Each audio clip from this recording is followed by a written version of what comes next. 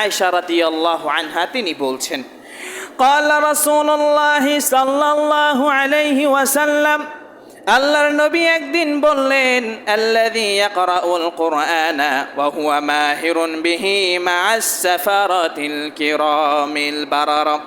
দুনিয়ার বুকে যে বান্দা কোরআন পড়ে, কোরআন বুঝার চেষ্টা করে, এই কোরআন দিয়ে জীবনটাকে সাজায়, কোরআনের ভিতরে আল্লাহ তাআলা যা আদেশ করেছেন তা মেনে নেয়, যা নিষেধ করেছে তা থেকে বিরত থাকে, ওই ব্যক্তি কিয়ামতের ময়দানে নবীদের সাথে জান্নাতে থাকবে।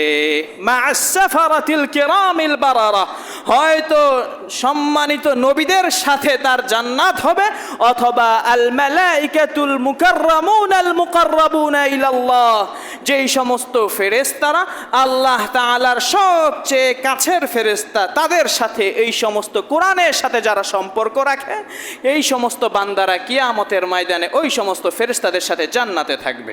তারপরে আল্লাহর নবী বলছেন, ওয়াল্লাযী ইয়াকরাউল কুরআনা ওয়া ইয়াতা'তাহু বিহি, কেউ যদি কোরআন পড়ে এবং কোরআনটাকে নিয়ে এসে জীবন যাপন করে, কোরআন মোতাবেক জীবনকে কেউ যদি সাজায়, ওয়া হুয়া আলাইহি শাকুন লাহু আজরান।